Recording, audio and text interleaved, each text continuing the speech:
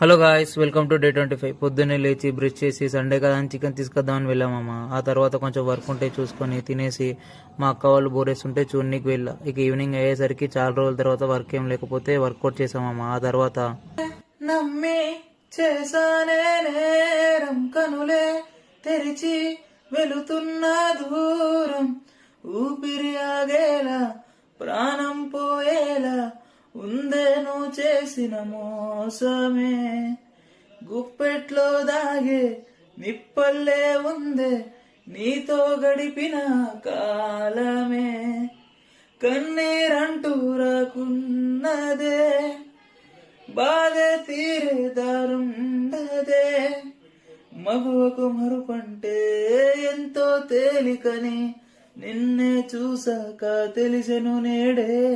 ఇంకా night match చూసి పడుకున్నా. సరే మరి బాయ్, రేపు కలుద్దాం.